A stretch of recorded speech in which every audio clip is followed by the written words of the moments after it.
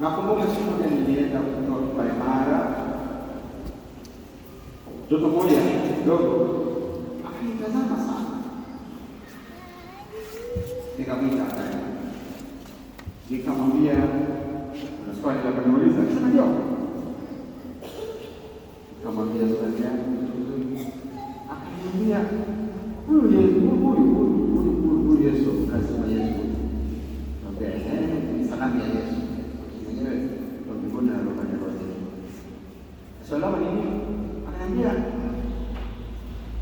hivi akijua kwamba watamuua. Nikamwambia ndio. Ananiambia kwani alikuwa mzee sana, kwani hakukimbia? Ndio kwa ajili ya faida ya watoto walioko hapo kwa la kwanza, kwamba Yesu alijua kwamba watamuua, na hilo analisema waziwazi. Ile siku ya Alhamisi ambayo tunaenda siku, alifanya karamu ya kuaga mtume wake, wafuasi wake, na wakiwa karamuni pale, alimwambia Yuda, mmoja wa wafuasi wake. Kwanza alisema kwa wote kwamba mmoja ndio kama atanisaliti, usaliti wangu usikupishe kitu changu, kwa hiyo ndio Yuda atamsaliti, na anasema atakayechovya mkate wake kwenye kikombe pamoja na yeye. Ndio anasema hiyo. Kwa hiyo Yesu alijua kusema mchoro. Ya kwanza. Ya pili, Petro alijitetea. Yesu aliposema tauawa, Petro akamwambia hapana, tauawa, sisi tutapigana, hakuna cha kugusa. Na Yesu akamwambia leo jioni, usiku utakutana wewe. Hapo Petro alikutana Yesu wakati akiwa kwa Mariamu, wakati Mariamu Yesu binti mmoja mdogo anamwona, anamuuliza wewe mmoja wao, anasema wewe binti sana mimi, anafanya Yesu. Kwa hiyo alijua. Na la tatu ni kwamba alikuwa katika bustani ya Getsemane, alikwenda pembeni akasali, akalia kwa uchungu, akasema Baba, nikwambie inawezekana kisije kwangu, lakini kwa neno lako na kwa utii wako nitategemea mapenzi yako. Kwa hiyo tunaomba kwa sana. Yesu alijua kabisa kwamba atauawa. Hili swali la pili sasa, kwa nini hakuingia? Hilo ndio sasa. Yesu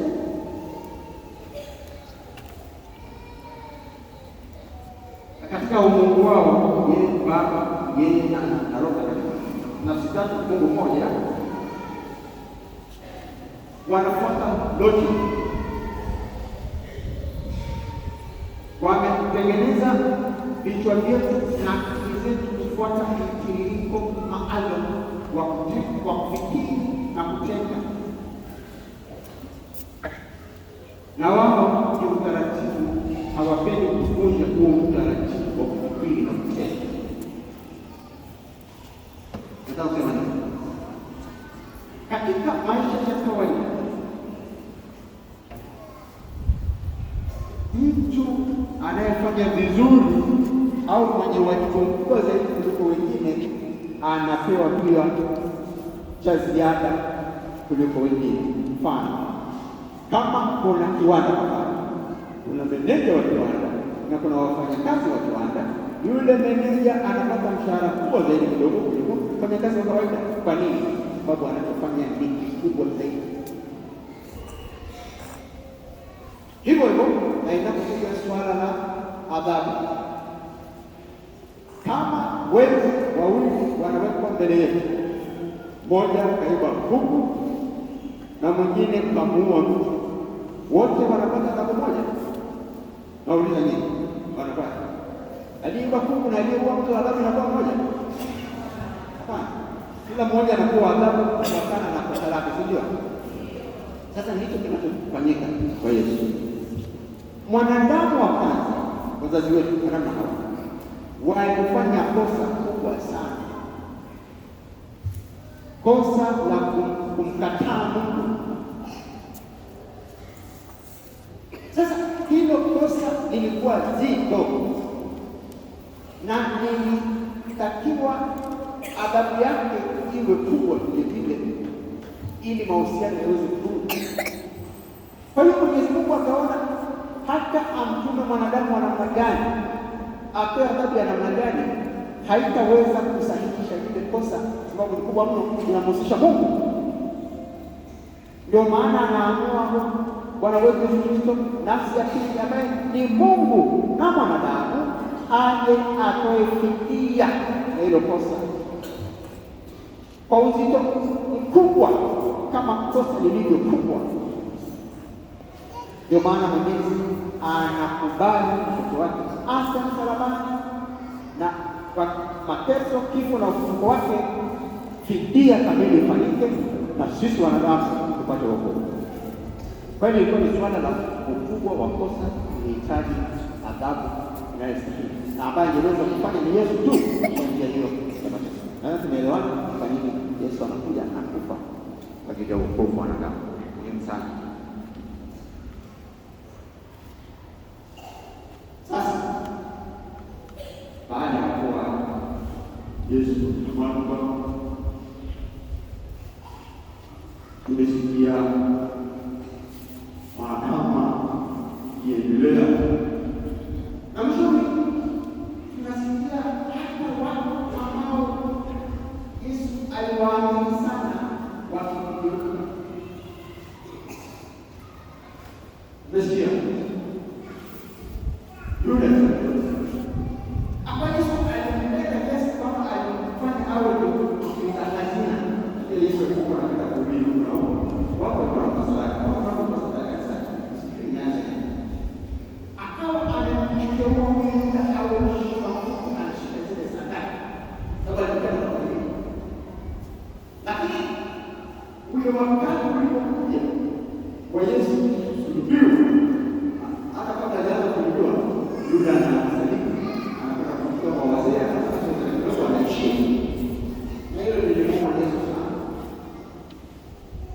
Wapili Petro ndiye ambaye alikuwa mstari wa mbele, na hizo wanapenda sana kuliko wengine wote, ambaye anafanya kuwa mkubwa wao. Na yeye wakati umefika Yesu kufa, hayuko tayari kumtetea tena Yesu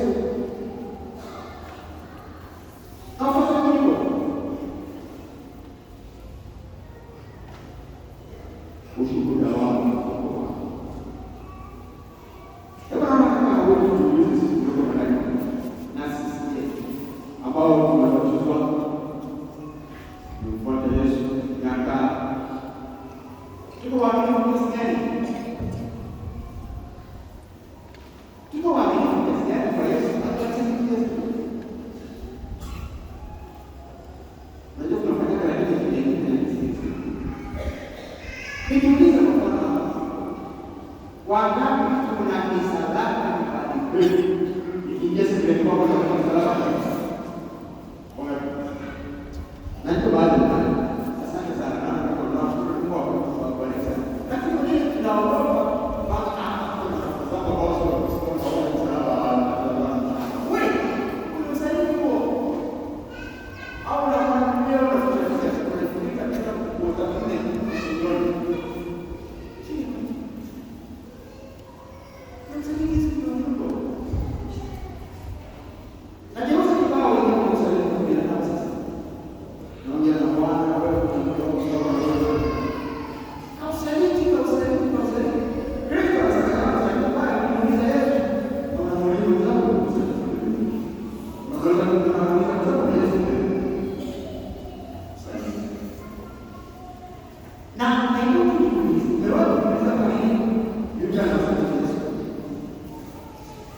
ni kwa sababu alikuwa amejiunga na chama fulani cha siasa ambacho kilikuwa Wazelote.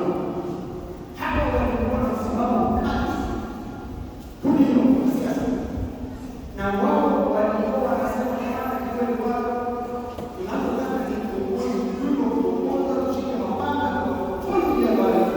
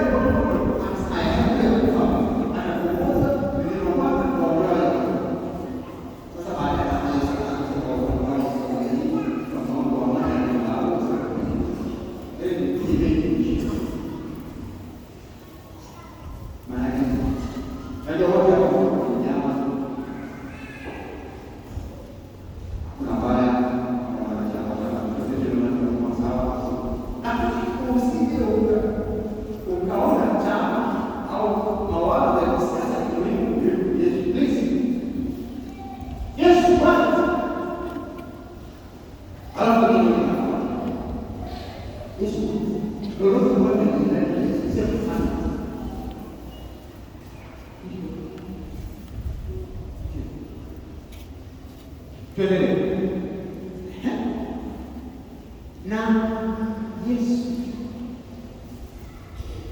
lingine ambalo linafanya atake kufa. Sasa nimeshasema la pili ni kuonyesha utii.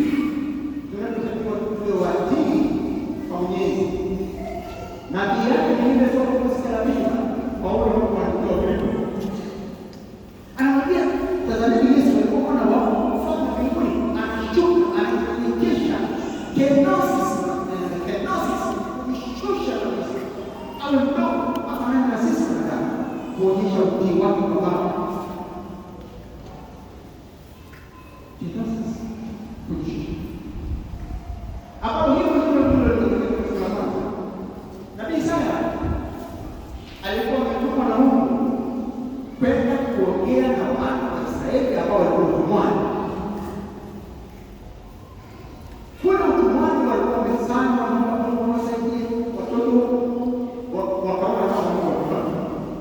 Kwa hiyo wakati na makanisa. Sasa Mungu anamtuma Nabii Isaya akawaambia kwamba neema imepinga yeye hawasikii. Kwa sababu wanasika naye. Ndio maana anasema kama Mungu anasema na mimi leo kwa kucha. Pamoja na kujua kwamba hapata mpokea, lakini anapenda kwa nini kuja utii kwa Mungu. Sisi hapo utii. Kila mmoja kwa katika Zaburi na uone kile. Wewe ndio kama Isaya na Paulo au kama mtazame Yesu wanamdhihaki, wanamkana, wanafanya yote hayo, lakini kimya. Na pale mwishoni anasema na wasamehe.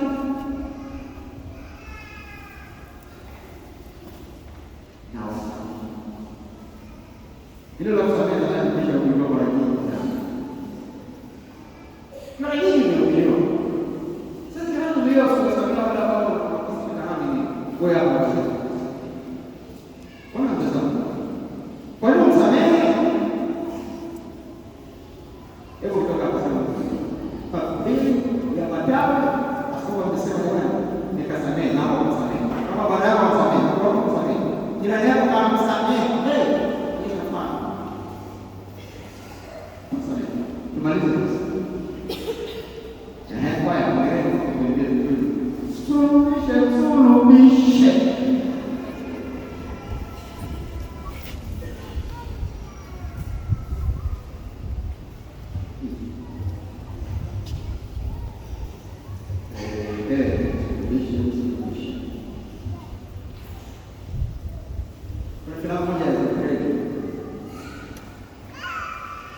Wanaonyesha mambo mengi katika ile kundi la wale wanasababisha kabisa. Kuna mambo machache. Wanasema kwa jambo ni mwatia wale ni yanaone ni mambo ya kukata kama hivi. Tutakufundisha. Hata kama Tanzania katika ile eneo tunaishi. Tunashida.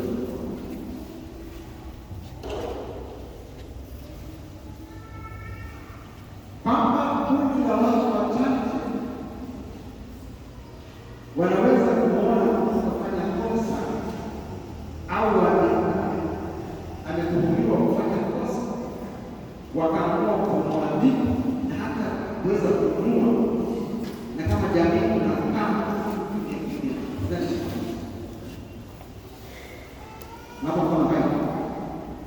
wiki mbili zilizopita ile bwana alikuwa anaitwa Roho mbele ya Mungu kufika pale akakuta basi umepaka kwenye zebra sio kukia yuta diabaya sana sana. Sasa kumbe kuna mtoto anaanguka mbele ya basi na huyu kwa haona basi haona kwa mbele tena alikuwa ile anafika pale kwenye na mtoto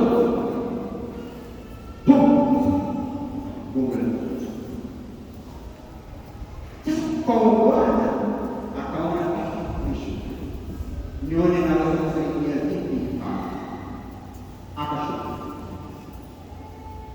Unajua vijana walikamata pale wakakuta pembeni wakafanya nao wakapata maskari walikuwa kuchukua baada ya mwisho kuleta jela roho na kuuliza pita pia ya watu kuweza kutoa ma kama msuluhisho pika mambo na Yesu anaangalia kanisikia tena na kuuliza nani wa kuamini nani wa kuamini na nani wa kuamini matatu kujiuliza swali kwanza sisi dini na mambo yote hayo ndio tunafanya Dr. Moses Kiranga na wakati mwingine tunaambia mwanamke sana kusema mambo saani pale kumba pale gani pale mtoni pale pesa badala ya kuongea mambo ya kusaidia roho za watu kutengeneza conscience ya watu tambii hasa vijana wanaomba yanza na sasa wengine nao kwa hivyo muziki kutengeneza ya dinga za watu vijana wetu kundi la pili ni ninyi wanaosikia, kwa sababu hawa wanaofanya haya ni ndugu zetu, au watoto wako au kaka yako au mtoto wako au jirani yako au hata ujirani wako na kanisa. Unasikia wanasema mwizi unachukua kidogo kuna mahakama inaweza kusema huyu ni mwizi na funge kesi,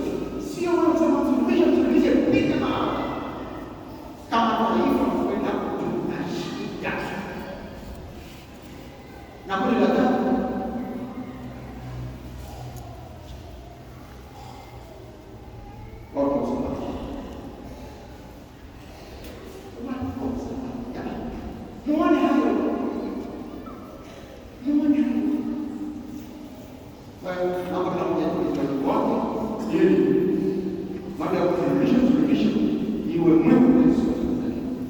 Nimalize na maliza kabisa.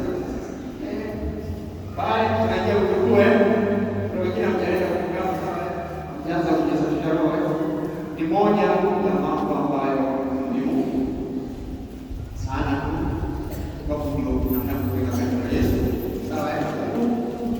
Lakini kwa baadhi kwa ndani ya maji sikuona nimeona kitu kwa kwenye gazeti. Wamechora sanduku la maungamo. Ndani tunapata kama dola kama ya mili. Na nje ya box ile la maungamo kuna sifa la maungamo. Sifa ndogo ya maungamo. Kwa njia hiyo. Sasa huyu sifa la maungamo anasema kabisa anageuka kama hivi anaona mwanafunzi mzuri anapita. Anamwambia kwani fanya haraka basi maliza hiyo mwanafunzi anapita. Naomba tunakwenda kuungana iwe na nia mbele kubadilika basi usema naungana lakini tumsifu Yesu Kristo. Hata ni kwa Mungu.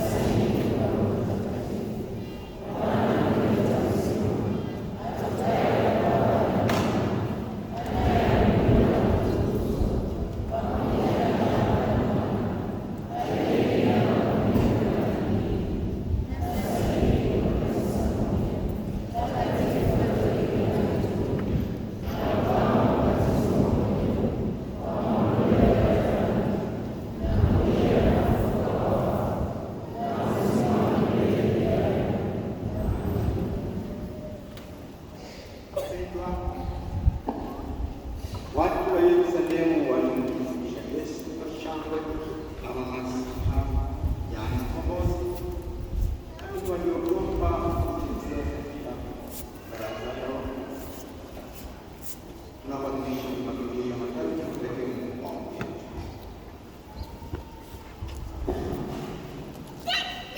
Mungu Baba, utuondolee hofu na utuimarishe ili tuweze kusimama upande wa Yesu Kristo na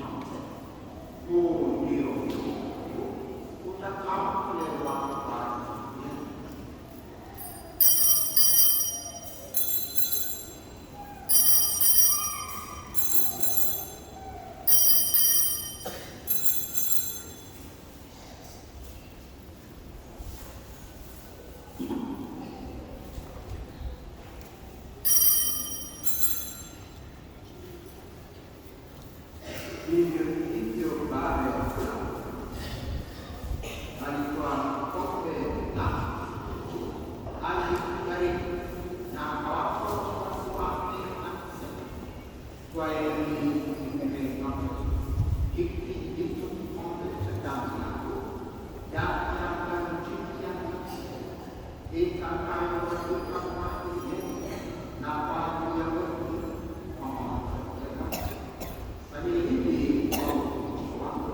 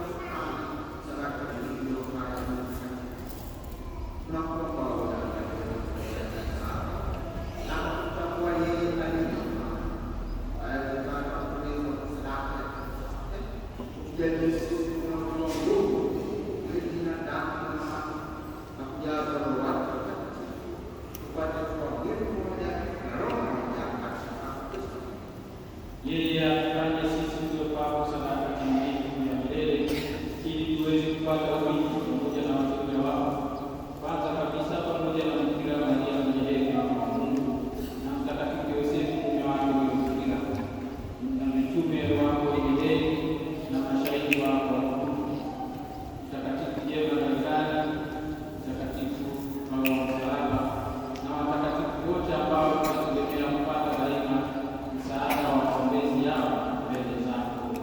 Tunakuomba ya Bwana, tuyatafakari mafundisho yetu, alete amani na wokovu duniani kote, kwenda kuimarisha imani na mapendo, kanisa lako lilosalia duniani, pamoja na mtumishi wako Baba Mtakatifu Leo wa 14, askofu wetu mkuu Yosikia na askofu msaidizi Gregori Kibuzi, pamoja na maaskofu wote, wapendwa wote na watu wote wanaofanya kuwa taifa lako.